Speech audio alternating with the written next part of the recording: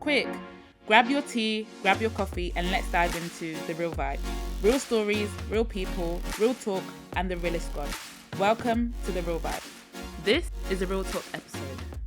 Hey guys, we are here. Yes, we are. With the real vibe in the building. Come on. And we are your hosts. My name is Esther. And my name is David. Ooh. And we have two amazing guests here today. Phenomenal. We've got the lovely couple, Miss Rachael, or Mrs. Rachel. Mrs. Rachel and Jonathan Ekwana. Am I saying it right? Yes, ma'am. Oh, ma'am. Oh, look, are you English? Yeah, English. yeah. Wow. Pronunciations. Do you guys want to introduce yourself? Say something to the people. Yeah, hello, people. I'm Jonathan, the husband in this relationship, by God's grace. Excited to be here with my peoples. Hopefully, this will be an interesting conversation. I have the privilege of being married to Rachael. So I'm Rachael, the wife in this relationship. Excited to be here. I've come to a place where I love talking about relationships, all things relationships, godly relationships. So yeah, excited. Nice. We're excited to have you guys here. Thank you so much for joining us here. We don't take it for granted. No. Thank you for taking the time out. So guys, today, as you probably would have gathered, we're discussing relationships, dating in church. The God told me you're my husband. God told me you're my wife. That one. What is that all about? Shaking your head you know already. what I mean? But it's going to be a juicy conversation, isn't it, David? Oh, yes, it is. However, before we jump into that, we have this segment called Vibe Check. And it's pretty much just a question that we'd like to get you guys' opinion on. So in the light of dating, question is, should the man always pay on the first date? Yes. Next question. Guys, you heard it. Next question. That one was bold. That was quick. There was no precise. None at all. Not in the slightest. No, I definitely agree. I mean, yeah, we have to agree to be where we are now. But there's something, we had an interesting conversation back before we even started dating, because we met in our cluster, which is like a small group in church, and we used to have all these debates and speak about relationships and different things, and there were like quite a few single people, and I remember we had a conversation about whether men should pay or not. And then on the first date. And then we agreed on that. But one thing that we had a difference of opinion on was you saying that the woman should fake pay. Attempt to pay. No. I said that guys appreciate it when the girl does the like, do you know what? Yes. No. I think I understand that completely. Yeah, you appreciate it. Okay, I'm willing, but I'm not willing. But I'm willing. Yeah. I could, if, you know. Do you understand? Yeah. I appreciate the gesture, yes. but I'm going to reject it. But, you know what I mean? Like, I rate the gesture. What is there to appreciate about it, though, if you know that it's fake? No, I feel like it's a thing of just like, yes, I know. Like, okay, when I asked you out, we came out together. I'm going to pay, but it's just like, okay, well, I consider that you're just kind of considering me as well in that. You know, so it's not like entitled. Sometimes it's just a nice thing on the first date. It's just a nice thing. I don't know. It just feels like, okay, well, this is someone that would actually think about me in that sense of like finances, or just be like, actually, if I've got it, but no, I've got it. I get that, but I've seen ladies who they do the whole, let me attempt to pay so I don't show that I'm entitled, or I don't look entitled, and then the guy calls her bluff, and he's just like, okay, yeah, let's share, and then the girl, you gonna do this? Like you're a woman of your word. Let's all just know where we stand. And I mean, I can understand if the bill's sitting there, you know, you're not just gonna be looking like. And I know some girls, they just pull out their lip gloss and the guy thinks she's going to pull out her card and she's just touching up. So, I understand the appreciation, but if you're going to pay, just pay. Or do you know what I prefer? Because that whole, it is awkward, when, especially on the first date, but if you don't know this person, or even if you know the person, but this is your first, like, romantic date, like, okay, you put the bill on the table. I'm looking at you. We're doing Spider-Man. We're looking at each other. What? We're looking at each other. I find it awkward. Yeah. So I feel like as a man, just like be sly with it in a sense. You know, maybe I get up to go to the loo, already cover it before like I come back. Yeah, like just those little ways that you can kind of. I'll give every guy out there a tip. get the bill, don't even look at it, put your card in, just give it straight. Like a G. That's Get it. the bill. When the bill comes, don't even open it. Just slip it open, put your card in, and give it back to the waiter. Arrive. Don't even look at the price. Okay, guys, have you Just heard? lock it He's in. giving tips. Free game. The only wahala is now if the card declines. That one. If you're in that position, you shouldn't be on a date. Like, do you know what I'm saying? Like, if the card is, if there's Transfer potential, at least however much to your current account. yeah, just okay. You do it, then go to your Monzo quick. Like, just make sure there's enough funds inside. But I just feel like just do it like a G. Just keep it smooth. So as they give you the receipt, just put your card in it. Just keep talking, slide it in, give it straight back to them. Okay. She'll be appreciative. Just it's trauma. It's nothing. Trauma. I was almost in that position. I was just thinking about it. But I love my brother. I love my family. No, because I just like, you have to bust me on this one. I can't lie. Because I was like, I know there's money in here. And I know. And I looked. No, but no network. No. And I know there's money in here. I've gathered. I planned this out. It's all intricate.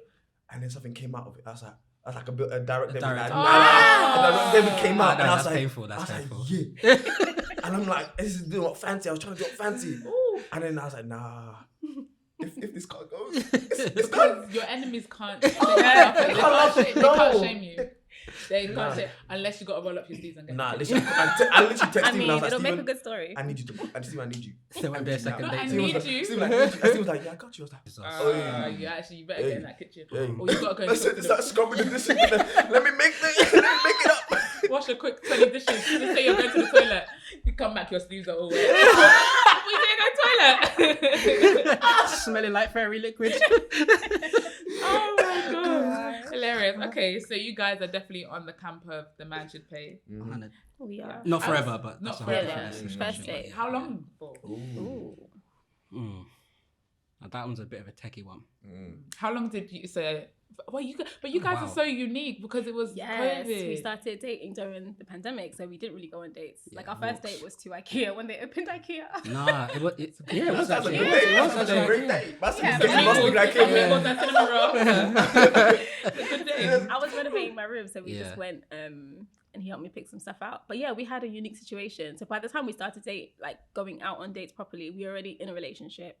But I was still paying because it was like that was for the majority. But then I'd offer. Yeah, I think she'd do she'd come up with ideas for dates. That. Yeah. And then rather than just offer or do the whole let me pretend to pay, if I want to pay and treat him, then I do it. So that he knows that if separate to a date? No, on a date. On the date. Yeah.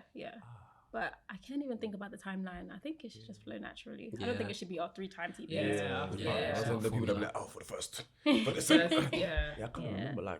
I think my first date was a double date. It was hilarious. Really? My first date was a double date. Yeah, I won't mention the names of the other people. I was say with who? I can't mention the name of the other people in there. That one's a techie now. You know what I mean? But yeah, no.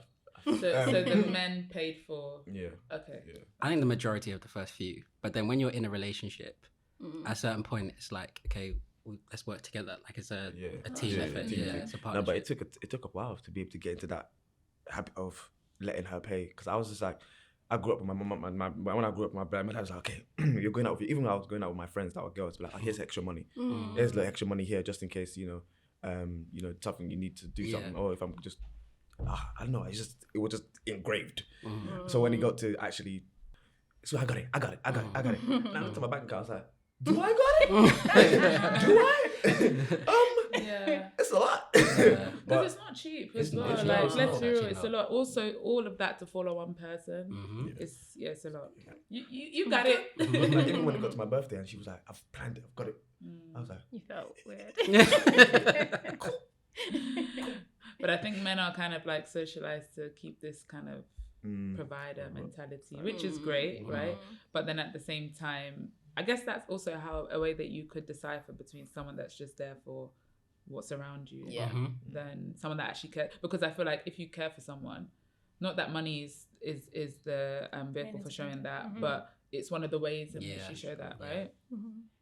Cool. Okay. Well, interesting. You guys have heard it here. the man should pay for the first date. None of that Dutch stuff. Not the None of that Dutch stuff. None of that, none of that. The man should Leave that pay. in 2023. Exactly. Yeah. Leave that in 2023. And Jonathan has given a tip. When the bill comes, put the card straight inside, give it back. Maybe check your bank account on your phone first. That's what. Yeah, to make sure that prior to arrival. Prior to arrival. Yeah, have the ducks in a row, but yeah, exactly. I guess getting into the conversation. Do you guys want to go into your story a bit? How you guys met? How did this journey of love start, and where you guys are now? Oh, good question. How long do we have? relatively short, I think. Yeah, I know we. I mentioned briefly a bit earlier that we met in cluster, so that's like a small group in our church. And Jonathan was a part of a different cluster, but that cluster kind of ended, so he was invited to ours, and we were just friends. Like, we were just cool. But one thing we both realized, that we both kind of had similar viewpoints about certain things. Like, we used to like debate and speak about all types of things in our cluster, and we had a lot of things in common, but we were still just cool.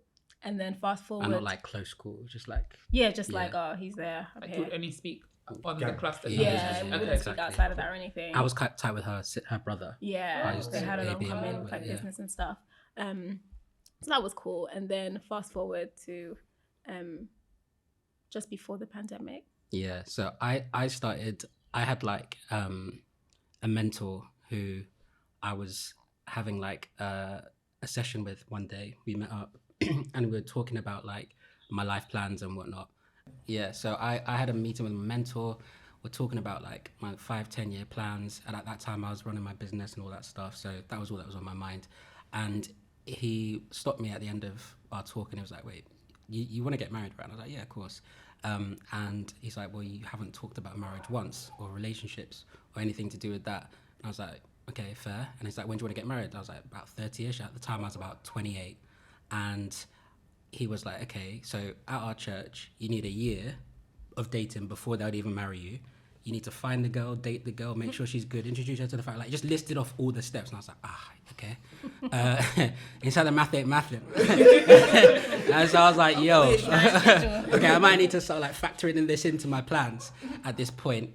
And basically I just was like, okay, yeah, this is all facts now. And then he said one thing that just changed my whole perspective, which was, he said, the right girl will not complicate you, she'll complete you. And that line just like flipped a switch in my brain, where I was just like, from thinking, oh, women are just, it's business, I'm getting money, I'm trying to build, to thinking, okay, that I hadn't even considered that this person might actually help and not be a hindrance. Like, weirdly, I just hadn't even crossed my mind. And I think that's a problem for a lot of guys. But and so at that point, I remember I just went to God, I was like, look, I still don't have time for this. I'm not trying to do what I used to do, like dating and going, it's long. So I just said to God, like, I wash my hands of this, and I want you to pick. And part of that was small fear from like experiences in my family, like people I was close to who I'd seen that had bad marriages and it didn't go well. Like, I had a very close person to me who I remember when he was getting married, he was crying on the day he got married. But it's mad, yeah. No. He was stressed. He was stressed, and he's a couple of years older than me. So I'm like, bruh, like, I'm not trying to do all of that. That's mad. Do you know what I mean? Like, so I was just like, I just started praying about it really seriously.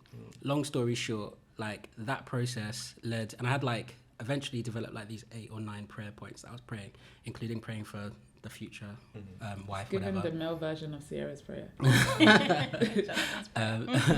And yeah, like, as I started doing that, like, God started speaking to me in different ways. I'll keep it short, but like, I remember I had like a vision one day, and I remember at the time, it was the first time I ever had a vision. I was in my bathroom, and I just saw like a long corridor with doors off the side, and there was like a bright light at the end, and somehow I knew it was Jesus at the end of that light.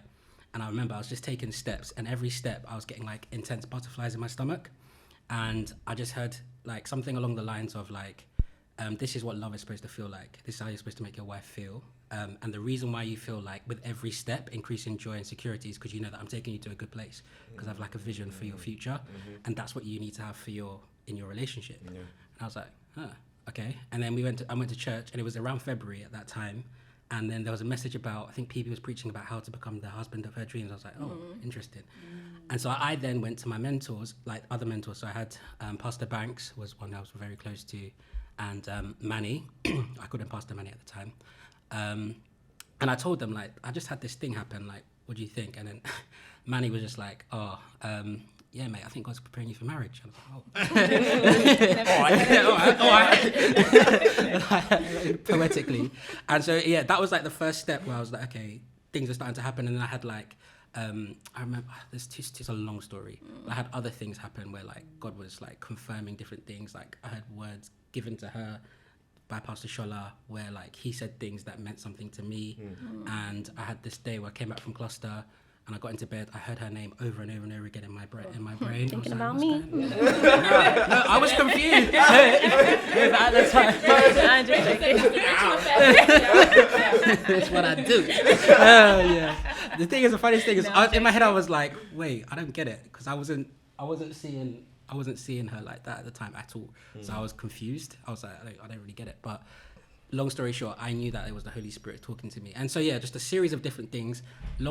Jumping to the end, like just before the pandemic, I remember just being like, okay, I need to lock this down, because I felt like I had enough confirmation. I'd spoken to my advice, my mentors and all that stuff.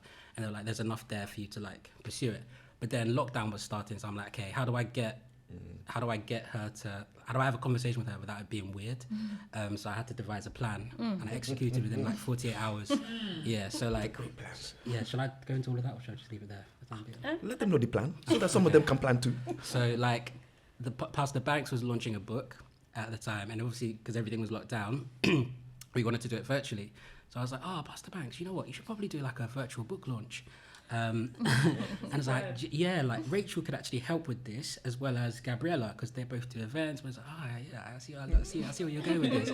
And so like we worked on this, like we formed a team and we worked on this plan. And so as we were doing that, I was just using style to ask certain questions, see how like we vibed or whatever.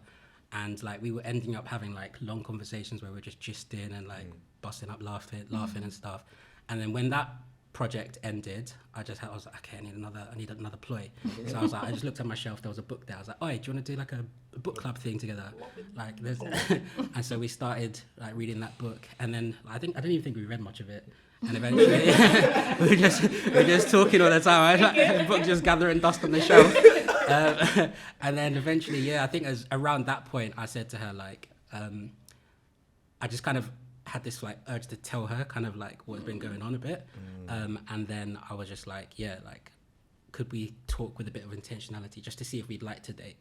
So I didn't put pressure on it. And little did I know that she'd been praying to God that like she was starting to get feelings, and she prayed to God that I would make myself known. And that was literally like the day before I actually did it.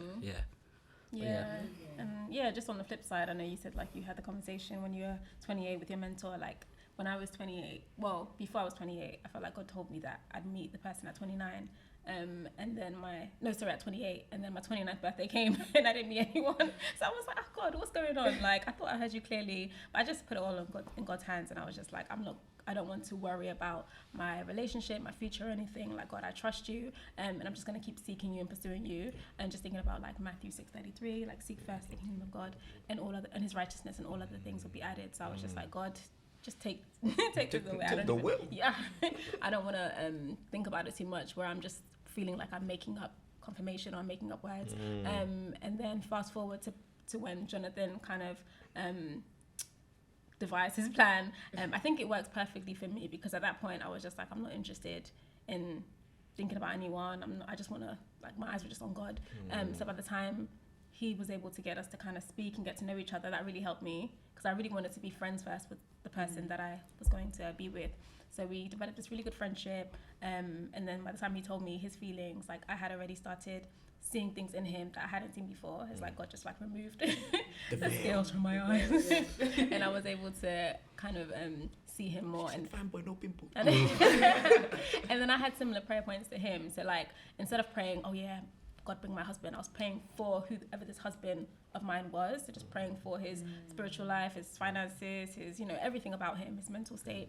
And I guess he was praying the same thing at the same time. And then God will reveal things to me about him and vice versa. So just different things led to us kind of coming together. And I think the timing was perfect. It was perfect. Amazing. Wow. And just doubling back, so by the time we got engaged and everything, God reminded me of the word that I received saying that I'd meet him at 28, and I actually met Jonathan when I was 28. So I joined the cluster. Yeah, that's when he joined the cluster. So that's when I actually met him. So God is not a liar. And I heard clearly. I just thought it would appear in a different way. Wow. No, you guys have that's an amazing story, and I think that for me, what really stands out is the fact that you guys didn't take it lightly in terms of seeking God first, because many a times I think that we put the cart before the horse in the sense of, right, okay, I want to date, I want to be in a relationship. You see everything on Instagram, on wherever, and it's like, right, okay, yeah, I'm gonna date, I'm gonna go out there, whether it's physically or online, I'm gonna put myself out there. But actually, one, have you done the work on yourself, and then two, have you sought God, right? Because God may say to you, right, actually, I'm not trying to make you go through this whole convoluted process. Who you need is actually in front of you. You just need to be in my bosoms for me to reveal it to you. I found that quite interesting. No, definitely so, because it's that aspect of being and then doing and then having. Because it's like, you can say, I want to have this, but if you're not doing it, or if you haven't become the person that you need to become to to go down to the aspect of doing and having, then you're not going to. The foundation has to be right. 100%. The foundation has to be 100%. Right, and if it's not right, then you're gonna bring someone into like sandy foundation. Like they'll just crumble this, there, and then she's the person for me. But even people in godly marriages still go through. So imagine those people are already on the foundation, and they'll still be doing up. There will still be fights. There will still be out. Like it happens. But then you that wanted to do up, let me rush the process. What do you guys feel like in terms of laying that foundation for a relationship, which is eventually gonna end in a covenant of marriage? What do you think are the key things that you need to do personally? So we spoke about self-work, but also maybe do, I don't want to say for that person, but with that person in mind, right? So for example, praying for that person, because I think sometimes we can, like I said, we get so caught up in the glitz and the glam. Oh, I'm going to be a bride. Oh my gosh, my hand is going to be heavy. I'm going to be left-handed all of a sudden. Exactly. What do you guys think are the key things that you did, and I guess in hindsight now, that allowed you to have this flourishing relationship? Yeah, I think definitely seeking God, praying for the person, and not just for God to bring the person. And mentorship is a big thing, so being accountable. So not just waiting until you're in a relationship or until you start to like someone before you get a mentor, but have someone that speaks into your life, someone that's spiritually more mature than you, that is could be also either, if they're in a relationship, definitely in a godly relationship and they've done it the right way. I think that's important because there were people in our lives that really spoke into our situation and they added confirmation. And as you know, like in the mouth of two or more. So we definitely had that. Like by the time I was sharing things with one of my like key mentors at the time, she had already been hearing things from God about our situation. And there were things that she's even like prophesied like way before that we're seeing today. And then with him, like you mentioned, a few of his mentors were quite key in us getting together. So those are some main things. Yeah, I'll double down on that. I think especially for the guy, because like you're the visionary of your family, you're the leader, you're the head, all of that stuff. Like I think that vision I had, the other thing that I felt God was saying to me was like about staying in like an atmosphere with him. Is like the closer you stay to him, the more you're able to lead effectively. You have to kind of stay under his covering. And so I think like as a guy, you need to have developed your ability to hear God, because all those things that were happening were off the back. And bear in mind, I was, at that point, I think I'd only really taken my Christian life seriously since like 2018. Before that, I was wilding. I was on a journey, but I was wilding. And when I eventually like really got serious with God, I went all in. Like I was going hard. Like I was doing like Alpha course. I did Master Life. I did these are all the things that we have at church. Anything that was going, I was there. Like I was really, really trying. And that's even how I met her sometime. Like I did Alpha course. It happened to be at her office at work, for example. And it was those little touch points where she was like, she just seeing things in him that reminded me of my journey as well. Yeah. So I'd been developing myself to the point where like I'd started to hear God in different situations. So like, remember I told you I heard Rachel's name over and over again in my head. Literally maybe 2 weeks before that, I was also getting into bed again. My phone was off. I was about to read, and I heard one of my friends' names over and over again. I was like, what the heck? That's really weird. And so I just turned on my phone and just sent her a quick message. I was like, hey, you just came to my mind. Just wanted to check you're okay. She instantly messages me back. She's like, oh my God, I had the worst day. Are you free to talk? I was like, rah. Like, and she's someone I went to church with when I was a kid. Like, we've known each other for years. And so it was almost like the confirmation that what I'm hearing. Do you understand? Yeah. So when I heard it again, I was like, oh, is this that? Like, that's the Holy Spirit. Do you understand? So like, I was like able to discern, okay, maybe that's the way that the Holy Spirit talks to me. Do you understand? And then like, so I'd have things like in my business life as well, like God doing things like when I was reading the word, things would happen and I'd be like, okay, this is that. But then I could also go to Pastor Banks. I could also go to Manny and just say like, look, I think this is what God is saying. Yeah. What do you think? Kind of a thing. And even in the course of our dating, I even had dreams and stuff. And I remember I had a dream that was wild, but in the dream it was very negative to the point where I think it was a fake Pastor Shola saying to me that this girl isn't the right girl, it's the next girl. And before Pastor Shola had spoken to me in the dream, another pastor from a church I used to go to, who's now dead, said, go and speak to your pastor. Then I went and found Pastor Shola in this house. And I remember I woke up the next morning and I said, Father Lord, get this thing now. If this is not on your house, I'm like, I'm not trying to get into any relationship. Why is my pastor telling me that this is the wrong girl? I said, if this is, get her out of my life. I'm not interested. And then later I called Pastor Banks. I went on a walk and I told him, I was like, yeah, Pastor, it's all over. Like, we're done. It's all over. Yeah, we had a nice run, but it's done. Yeah. And he was like, wait. You do realize that dreams can come from three sources. It can come from God, they can come from you, they can come from the devil. And I was like, oh, shame. Like, and he was like, look at the balance of all the things that have happened, the confirmations that you've had and all that stuff. Like, most of them have been positive. You've had one negative thing and you're don't throw the baby out with the bathwater.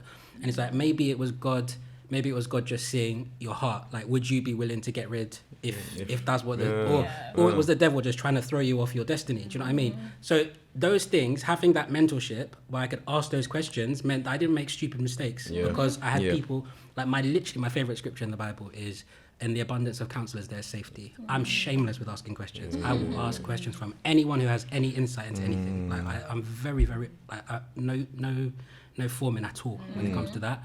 So so I think making sure you can hear from God, having people who you're accountable to, who can speak into your life, and that you actually listen to. And then what's the last thing? I think just like having a position where like you don't make it an idol as well, like relationships. That's touch upon that later.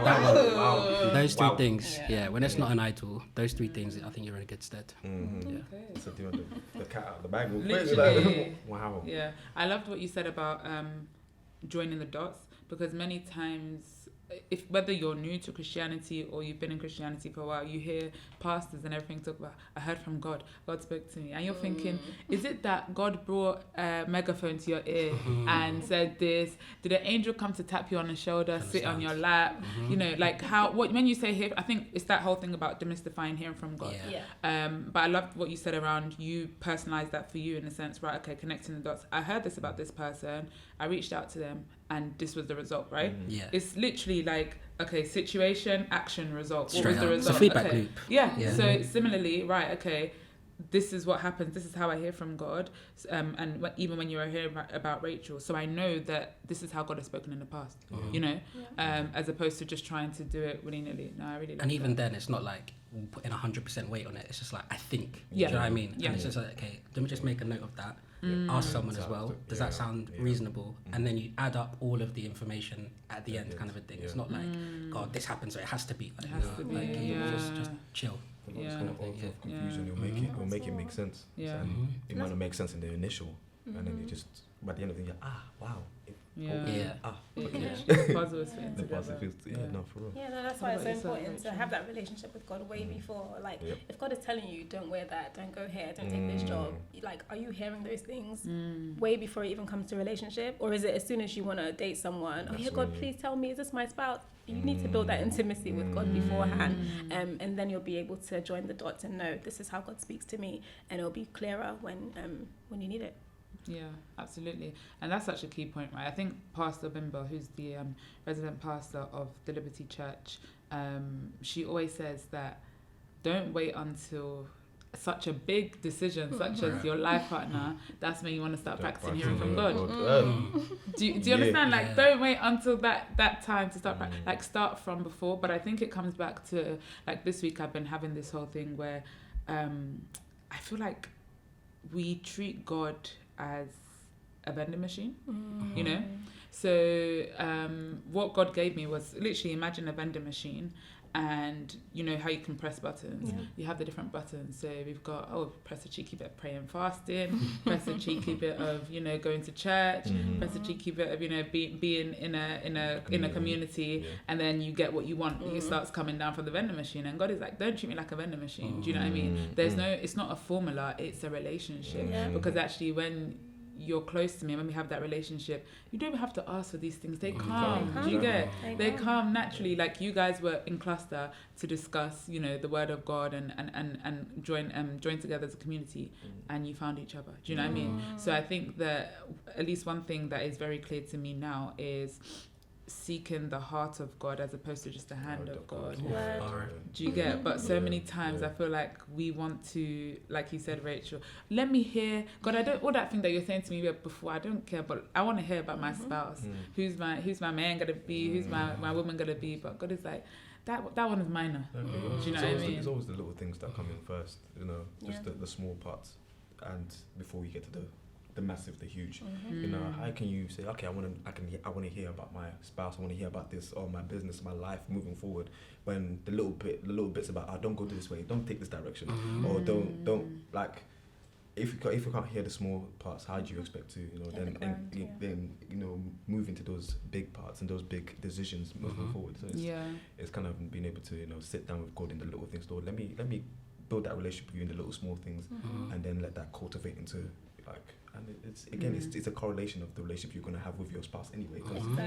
You're gonna have to find a way to build that small. Let me get to know the little bits and pieces before I get into the massive, the big parts of, like, okay, wow, she's this person. You know, she does this. My eyes are open. I wasn't living with her before. I'm living with her now. So what does she do? The toothpaste is not toothpasting. Why is that? Why are you squeezing it from the top, not the bottom? You know what I mean? So it's just those things. You get to know, and you kind of get to enjoy the process of getting to know as well. And like you said, when you saw the light, when you were walking towards it, that the butterfly feeling, the warmth, everything like that is. It's that, it's just kind of like that growth in the Lord, and just enjoying it throughout it. And then the same thing you do in your relationship, you enjoy it moving forward.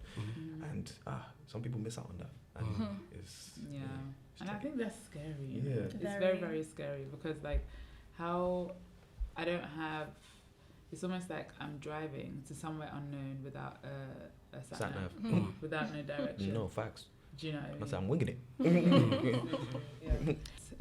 I'm going to read a scripture, Genesis 2:18. Then the Lord God said, "It is not good for the man to be alone. I will make a helper who is just right for him."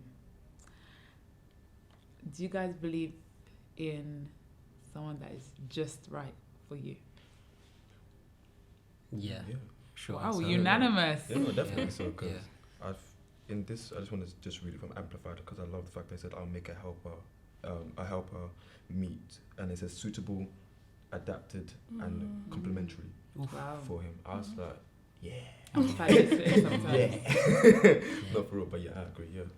No, I love that scripture, because even before God made the helper for him, like, obviously there were the animals and everything, and he said it is not good for man to be alone. And even when Adam named all of the animals, he said, you know, he didn't find one suitable for him. So it wasn't until God created Eve. And even in that, like, I read, it's just reading along in that chapter, you find that God brought Eve to Adam. He didn't say to Adam, this is your wife. It was Adam who named her and said, you know, he recognized and he was able to discern. So I feel like there is like God's kind of perfect will for us, where, you know, he can provide the person, he can bring them along, but it's up to us and our free will to kind of accept and understand that this is the best person for us. So I do believe that God can definitely have someone for us. It's just up to us to discern. One example I got while we were courting is, I remember there's again another situation where I called Pastor Banks. There was one day I was talking to Rachel. I always thought coming up that like I was gonna have like a power couple, like we're all like out here trying to that was my dream. I was like we're gonna be both killing it in our careers, like that was my vibe. That's what I thought I wanted. And I remember one day I just got into my car and I just called Pastor Banks. I was like, Pastor Banks, Rachel's not built like that. I'm type A, she's like not anywhere near type A, B or C. She's not a career person, she's not driven in that way. And I remember I was like, I don't get it, because that's not like how I'm wired, kind of a thing. And I remember he said to me, he was like, do you care about your family, like your future family? I was like, yeah, of course. Like, so you want to have a healthy marriage, healthy relationship with your children, blah blah blah. And I was like, yeah, of course. And he goes, if you're out trying to dominate in the business world, which is what like you're wired to do, that's what you want to do, who's going to be looking after the kids if you're both doing that? How are you going to have like a healthy home, like all of that stuff? And I was like, I was like, I never considered that. And then as time went on, I even started to realize that I really valued that, like that traditional wife kind of thing. I didn't even realize that that was something that I really value. Like when we talk about all the stuff that's happening in schools and all the madness that they're teaching children, I don't want any parts of that. Like I don't want any parts of that. And like, and Rachel's like, she's wired. She wants to look after the children and be like really invested in how they do. And I realized that like I didn't even know I wanted that, yet alone I needed that. Do you understand? And like the Lord got you straight up. Do you know what I mean? So like that was like a really clear example for me of like I thought I knew what I wanted, and I didn't even know what I wanted, yet alone what I need. And I think that you also don't know exactly what God has in store for you 10 years from now, 20 years from now, 30 years from now. But he does, right? And I think the example of Pastor Shola and Pastor Bimbo is a really good example. Like Pastor Shola, when he married Pastor Bimbo, didn't know that she was going to be an amazing preacher. Like all of the like that stuff unfolded as the years went by. He didn't have a clue that she would have all of that stuff within her to help him with the vision and the mandate that God had given him. So like we don't know exactly where we're going. God does. So it makes sense that he would put someone with you who has exactly what you need inside them, and it will unfold as time goes on. Understand? So like we're not smarter than God. That's just the reality. It's crazy because I was actually like more of a career person back in the day, but like through prayer, the dangerous prayer is like, God, give me the desires of my heart. It's not give me everything I want. It's literally give me what I should desire. And I feel like over time, God started putting in me that I wanted to focus more on the home and everything, and then have businesses rather than chase this career and always be out 9 to 5 or, you know, longer than that. So by the time we got together, my whole like ideology changed on that front. And then over time, he was able to see that that's something he needed as well. So it's like going back to like God formed her out of his rib. Like God literally formed us so that we kind of had what we both needed for our future. No, I love that definitely. The formed. I said, so we were just doing our own rubbish before, and then came together, and you were molding us just for us to just fit each other. What you said, Jonathan, about Pastor Bimbo and Pastor Shola, I guess them not seeing the full extent of the potential in them. It reminds me of Pastor Mildred and Pastor Kingsley Okonkwo, and yeah, Pastor Mildred said she does not want to marry a pastor. She was already in a relationship prior, and she just wasn't that outspoken. Similar to Pastor Bimbo, she was not outspoken. She didn't, like, her worst nightmare would have been being on a stage, like talking to a large amount of people.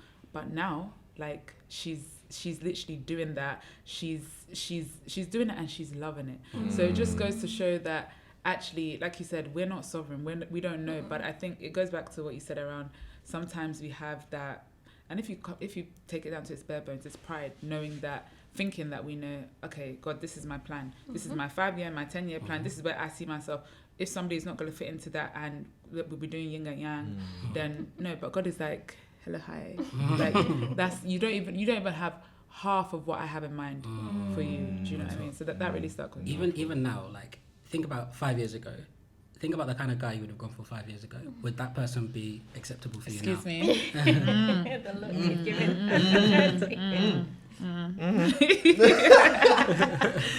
No, that's a fair point. Yeah, and sometimes in life you don't realize. Like sometimes I sit down and ask myself, "Oh, okay, Esther, would younger you be proud of you?" And I'm like, younger me would be proud of me, but also she would not have imagined. You just can't imagine where life will take you. So you can plan, like the Bible says. Is it Proverbs 16:9? Man plans his ways, but the Lord is the one that directs his footsteps. So you can sit there, you can do your vision board, you can say, right, this is what I want. You can stick pictures, everything, and that's great. And I am very big on planning, organization, all of that, because if you fail to plan, you plan to fail, right? But at the same time, you got to leave leeway for God to be God. But don't try and be so rigid in your plan, because maybe that could lead to picking the wrong person. Just another prompt question, just to kind of continue the conversation, is just in regards to, do you think that we have like exact soulmates? Like, this is the one person, like Rachael was the one, that's it, no one else. From birth. From birth. From the time that Jonathan came out. He said, Rachael, that's it, that's the only one. No, I don't think I believe that, to be honest. And I say that because, firstly, we have free will. So I think we got like the perfect will of God, the permissible will of God, and then whatever the opposite of perfect is, like imperfect will of God. And you can't really. I think like okay, perfect example. You know Derek Prince, the pastor who died a while ago, but he was like a deliverance minister, or whatever. He was married once. His wife died, and then he got married to another woman afterwards. So would that mean that the first wife was the only person he was ever possible? It was ever possible for him to be with, and the second wife was like a sub soulmate, or like what is it? So, yeah, I don't think that. I think there's God's perfect will for you, and so if there's anything close to a soulmate, it's that, I guess. But I think God will also make things work. If you're not in His perfect will, you're in His permissible will. He'll still, because He's a kind God, He'll still make it work for you. So I don't even know how you would actually be able to tell if that was the case necessarily, unless God told you like, this is your wife, like, do you know what I mean? I don't know. I'm not sure if I 100% believe that. And I feel like there could be a few different people with like certain characteristics, personality, you know, different things that could make it work. So you guys, I believe marriage is a partnership, like both of you coming together to fulfill the will of God for your lives. So it's like the different people that it could work with. But I feel that there's probably like someone who God is like, this is your exact person. Yeah, perfect. But then other people that permissible. It would still like, get you know it. It'll still. Yeah. It might be more higgy haga, the root. But we're gonna get there. But eventually, somehow. We're gonna make it. Yeah. We're gonna make it. Yeah. Yeah, because sometimes I always think of Saul and David. Because I'm just like, Saul was the first king, and Saul was that the Lord made that decision. He was a good candidate. He was a great candidate. You know, he had the characteristics, blah blah blah. But you know, man said, "I'm gonna to the left." You know what I mean? And but then David was the second. You know, but would we say David was, you know, because my man failed here, then David was second choice. You know, it wasn't because again. It's all still the will of God.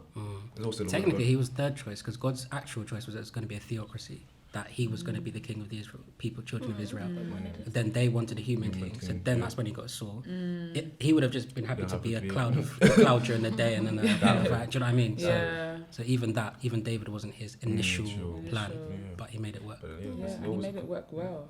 That's cultivating. It depends on the character of the person, really and truly, and where the person is as well. Because David, before mine was in the doing up shepherd boy, but the characteristics were characteristics. No characteristics. So, I think it reminds me of the story of Isaac and Rebecca, and I'm just going to read it briefly. So that's Genesis 24, and I'm reading from verse 1. Abraham was now a very old man, and the Lord had blessed him in every way. One day Abraham told his older servant, the man in charge of his household, "Take an oath by putting your hand under my thigh. Swear by the Lord, the God of heaven and earth, that you will not allow my son to marry one of these local Canaanite women. Go instead to my homeland, to my relatives, and find a wife there for my son Isaac." So first of all, that already sticks out because it's not go to this person and go to one person. It's find a wife. Go there, see the pool, find a wife. And then if we skip down, I think it's verse 9. So the servant took an oath by putting his hand under the thigh of his master. He swore to follow Abraham's instructions. Then he loaded 10 of Abraham's camels with all kinds of expensive gifts from his master and travelled to Aram. He travelled somewhere. Yeah. Mm-hmm. Then he went to the town where Abraham's brother Nahor had settled. He made the camels kneel beside a well just outside the town. It was evening and the women were coming to draw water. He then prayed, whoever's gonna come and give the camels, myself and the camels water, that will be his wife. That's verse 14. This is my request. I will ask one of them, please give me a drink from your jug. If she says yes, have a drink and I will water your camels too. Let her be the one you have selected as Isaac's wife. This is how I will know that you have shown unfailing love to my master. And then I love this bit. It says, before he had even finished praying, he saw a young woman named Rebecca coming out with her water jug on her shoulder. She was the daughter of B, who was the son of Abraham's brother Nahor's wife, Michal. And I just think that's so profound because there wasn't a first of all, even in Abraham's instruction, it wasn't a go to this person, there wasn't that person. And then also, even when he got there, there was also that thing of, first of all, him praying for guidance and direction. And then God is so faithful that he let that situation, God controls the universe, do you know what I mean? He let that situation happen and it was like, okay, that's my confirmation. Do you know what I mean? So that whole thing about, I think the idea of a soulmate or one potentially has come from like, when we're younger, you see Cinderella, all of those things, and it's like all those rom-coms, and you're like, there's one person for one guy, and she's gonna fall into his arms, and that's it. But one of the things that I was thinking of, right, okay, so what if the person, the one for you, makes a mistake, goes to marry someone else, because like you said, we have free will. So you're telling me that we're doomed? I don't believe that God is. No, God is not. Do you know what I mean? Like that. There's two people at the end of this. You know, if you let's say you're walking. And then she's walking as well, but then just a little detour. And that's why I think what we're saying about praying for the other person is important. Because if that's who God has in store for you, but that person isn't on the straight and narrow, they can make a mistake which derails your combined purpose. Right? So covering that person in prayer is also critical, so that they don't make a mistake, they don't mishear, they don't get led down the other, or like go and get someone pregnant, and then it just messes up the whole. Do you know what I mean? Deal breaker. So I think that's why it's so important, like early doors. Oh God. I actually want us to touch on that because I know, Rachel, you mentioned it, praying about that person.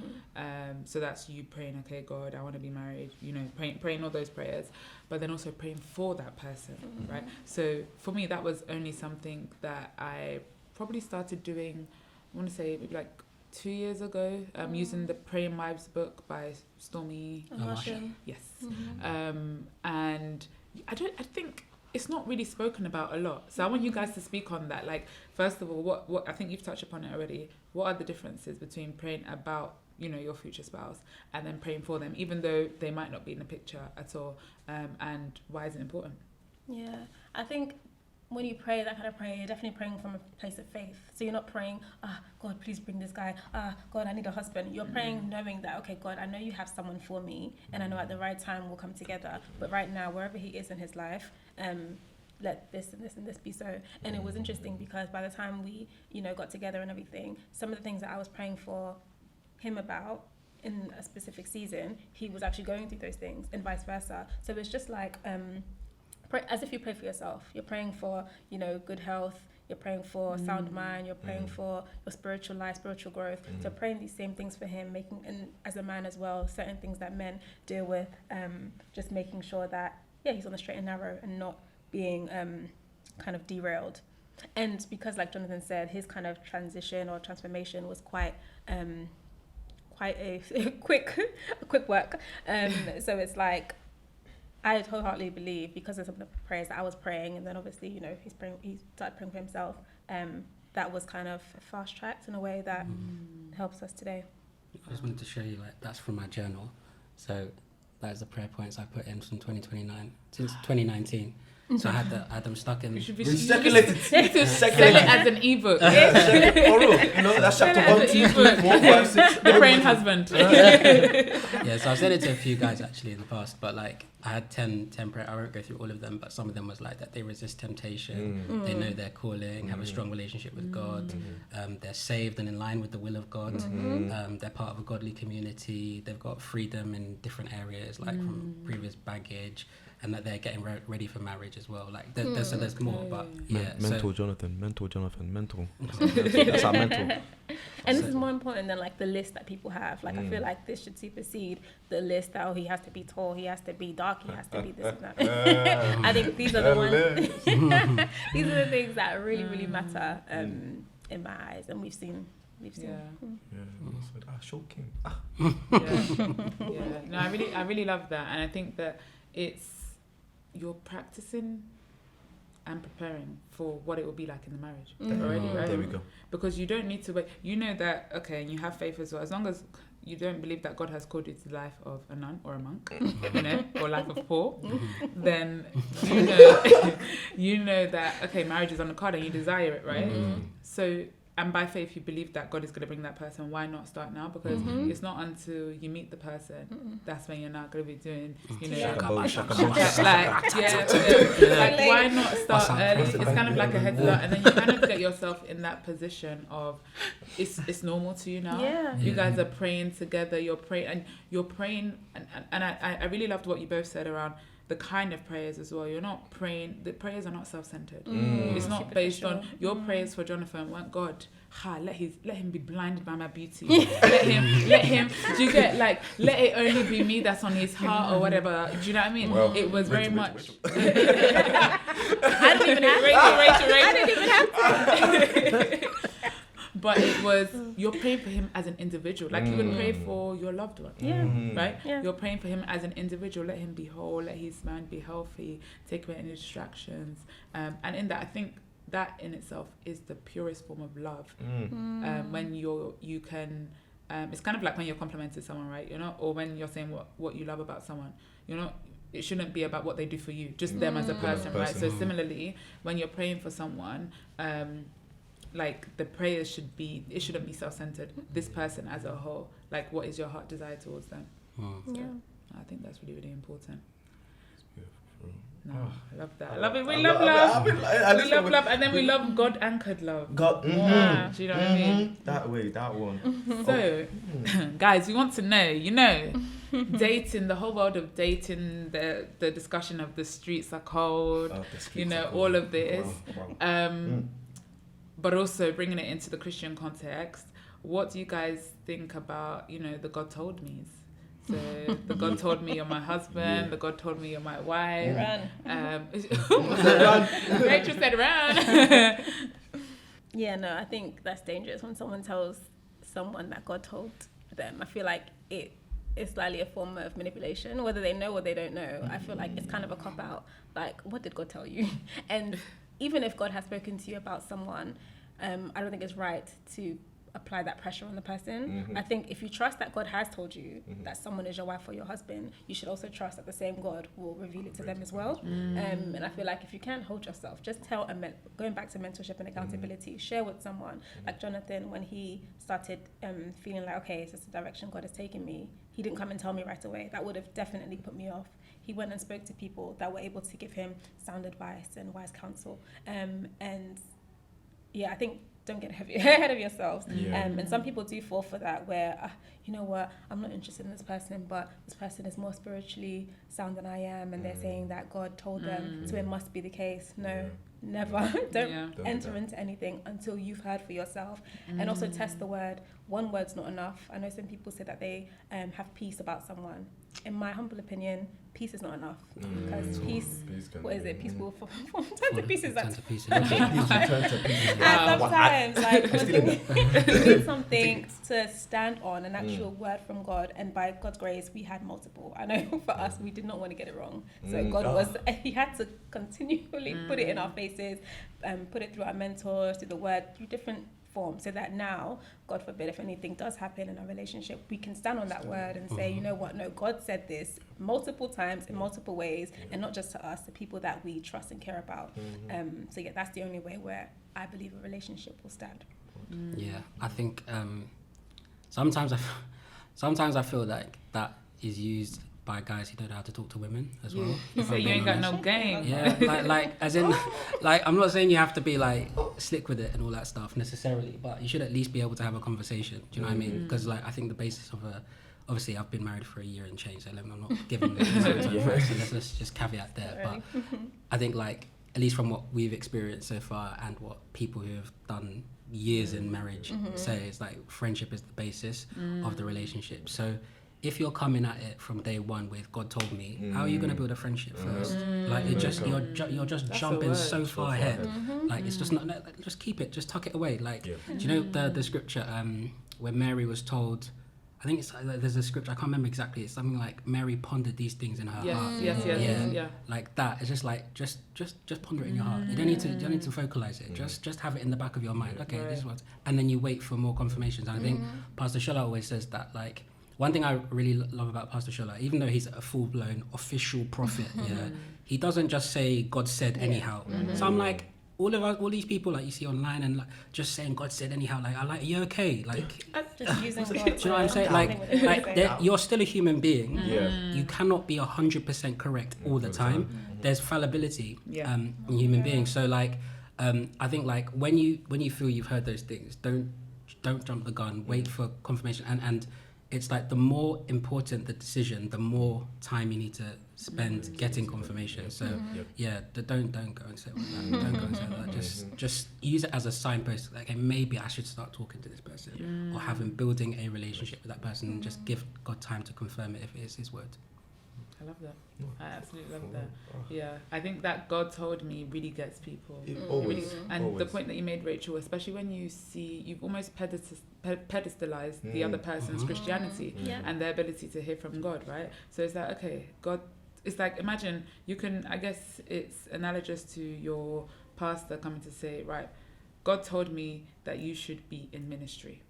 Great, right? And that's great. Your pastor, you believe his word, he's credible, you believe he hears from God. So are you just going to jump and then go and appear church tomorrow? Do you know what I mean? Would you not take the time, first of all, to pray about it? And first of all, ask God to give you also those desires and do all the work that's needed. Maybe you need to go to the theology school. Would you not do that? Do the preparation. Like, God is also not a God of dysfunction. God is a God of preparation. God is all of that, right? So I think, you said it. It's probably a cop-out. You know, it's good. And I loved what you said around, even in the God told me, like, how are you going to build a friendship if you're just jumping to the end? Because you've jumped into the deep end straight away. There's no, then you guys have to be like, you've kind of cornered the person because, okay, God told me you're my, okay, so what am I meant to do with that information? Right? And then they have to be full pressure on them, try and find their confirmation. And then if, like you said, they're putting them on the pedestal, that aspect of things as well, it's like, okay, this person's there, even if they are right. And then you just go with the flow and just be like, yeah, okay, they're, and if you're meant to be in that right relation, it's tilted already, because then he's the one standing on his word that he's heard, or whatever he's heard, and then you just say like, okay, well, I didn't hear, but he told me, you know. And it's just a thing of like, okay, then when someone comes and approaches you about your marriage or your situation, like, and then you have nothing to stand on, then you have to go back to, well, he did this, he did that, he that, and then it's just like, well, madam, like, it's gonna take both of you to second-hand goods. Second-hand goods. The scripture that came to mind when you were speaking was Proverbs 19:2. Enthusiasm without knowledge is no good. Haste makes mistakes. Haste makes, and that's in everything, right? Like, okay, you want to start a business, you're enthusiastic. You haven't thought about anything. You haven't thought about, is it even commercially viable? You haven't thought about anything. What are the legal sides of it? You just, you've opened your Instagram page, you've already asked someone on Fiverr to make your logo. Han, relax. Brought me back to Paul and the, I think it's called Christians, and them testing all spirits, and it's that aspect of Paul is credible. We know Paul is credible, like my guy, but then they still went back and said, look, okay, he said this. Let me go see what that word means, or let me go like search it and make sure that, okay, this is true, this is right, you know. And in that sense, it's like if you value especially if you're as a Christian, a child of God, you value your relationship with the Lord. You value and hearing from the Lord, and you know that I need to know exactly what is happening here, because the future, if you get in connection with the wrong person, that's the even one that's the because I've seen so many people that are going down the wrong way, and then they got into the wrong relationship, and next thing you know, it's a whole fight. Man said, trying to keep your Christianity, trying to do all of this. You don't want to go through any of that. You don't want to be in that situation. So for you, even at yourself, like just for your own future, for your own peace of mind, moving forward, just going back to be like, okay, Lord, let me know, and just saying to that person, okay, let me take my time to do what I need to do and get back to you in regards to that. But it's the aspect of going back and being able to just sit there and say, Lord, actually, even though this person has come to me and this person has said this, I'm not hearing it from you, if you're not giving me that insight and giving me that understanding about this person, or just understanding about us, then take time. Take time. Don't feel pressure to do and so. I think that's the tough part because everybody wants to be married. Everybody wants to be in love, and that's what social media, all of that proliferates. So it's like that take time element has people. Yeah, exactly. I guess in wrapping up, it's been a really, really fantastic conversation actually, and even myself, so many like gems to take away. I guess question to you guys is like practical tips on dating in church, right? Because people what are the practical tips? Obviously you've told your story, but what's the practical tips to dating, both inside, outside of church, and making sure that I guess you're balancing the vulnerability, because it's a risk. Love is a risk, right? Vulnerability and opening up a little bit to with also being wise with things and not jumping in head first. And the aspect of, would you have done anything differently? I think I'll direct this mostly to guys. I remember when I joined TLC, like I went to an event and it was like a vibe demographic event, and I was like, yo, like the pool wild. I was like, and I knew where I was coming from, so I was like, oh God, don't go and mess up yourself here. So I remember I met PU and he was like, oh, you should come to Vibe. I said, I'm not coming because I cannot. I'm not strong yet. So I never joined because I was like, it'd been dangerous. But like, I always, because I just knew, like, firstly, I was just like, at that stage, I was pursuing God. So I was like, I don't need that distraction. But secondly, I was like, it's just like school. Like, you don't want to be that messy guy. Like, I don't want to be like, okay, this one's interesting, like, and then it's just a bad look, and I just didn't want to get involved in any mess. I'm new to the church, like I'm not trying to create that reputation for myself. So I think, like, you have to remember that you're in a situation where you're going to be around these people. This place is your spiritual home as well. So like, you have to be very, very protective of that space. You don't want to make situations awkward between you and other girls and other guys and all that stuff. So I think for guys, like, you have to be very, very careful, because especially when there's lots of attractive women around, like your brain faculties can get messed up. You can start hearing God up and down. God is just talking. You turned into Moses. You're hearing everything. Like, nah, like you just top 10. Do you understand? Top 10. Like tablets of stone. Like, so you have to relax, like, and understand that you can get compromised. Your brain can get compromised by emotion and all that stuff. So like, I just feel like you just need to get into a place where you just say, okay, let God make the choice for you. That's the safest way to do it. Let him start speaking to you, and then you start doing. For me, it was just about taking it slow. I was just like, okay. So I had all of these things where I was like, I think Rachel's the person God is pointing me towards. Then I speak to Pastor Banks about it, or whoever, my mentors about it, and then I was like, okay, look, this is the data I've got so far. Do you think there's something there? He's like, yes, there's something there. And then I started asking questions about her. So by the time I was even approaching her, I was like 70% of the way, like, this person actually got potential. Do you know what I mean? I knew enough about her to be like, okay, let me just start building a friendship. So it's just taking it very incrementally. Like, when you're in your groups, be listening to what people are saying. Like, there's things you can learn from people without having to ever have a conversation. Do you understand? It's like, I knew some of her stances on relationships from our group chats, our group discussion. Sometimes it would just be the two of us against the whole like the whole cluster. Yeah, like we're just back to back. Yeah, like the Matrix. And so, like, you can pick up all of that data without having to start initiating anything, like, at all. You can just do it under the radar, be like a secret agent. And then, so that, like, then you get into the friendship stage, and then you just slow roll it again. I didn't ask her straight away to date. I said, let's even talk intentionally to see if we wanted to date. Do you know what I mean? So even though in my heart I was like, yeah, it's probably, but I didn't even want to put that pressure on it, because then there's still way back from it. We thought about dating, didn't work out. We can be cool, we can be friends again. Do you understand? So like, you just need to keep giving yourself outs so that it doesn't mess up the like, you don't mess up the whole relationship and all that stuff. And I think as guys, you need to be extra careful, because unfortunately you're always going to look like the bad person. The narrative is just going to be spun most of the time. The narrative is going to be spun against you. So you need to be, like, you broke her heart, you led her down, that's just the way it is, unfortunately. So you just have to be like extra careful. That's what I say for guys. Just take it slow. Yeah. Anything you want to add, Rachel? I guess just to add to him, I know we spoke about accountability, mentorship earlier, but just the importance of like group dates. Just because you feel like you may like someone doesn't mean you have to automatically. David is signaling something to Jonathan, but yeah, group dates. I think just making sure you don't just to avoid leading people on, guarding your heart as well as theirs, making sure, okay, because once you go out on a date, there's an expectation that something has to go further.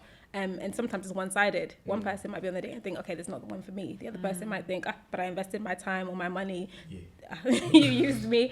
So yeah, just feeling the person out, like we got the chance to do in cluster, we got the chance to do in other settings, getting to know them. And then when you feel like there is enough, you can narrow it down so that it's just a clean break if there needs to be. There's no point putting pressure on yourself, pressure on that person, getting your feelings too caught up. I know there's something that Pastor Bimbo says about, standing in love, not falling in love. And too many people are falling in love and just falling head over heels before you even get to know someone. By the time you get to know them, you're like, do I even really like this person? But you've gone so far ahead that you feel like you have to continue. Or if you see them with someone else, even if you don't like them, it just feels a bit awkward.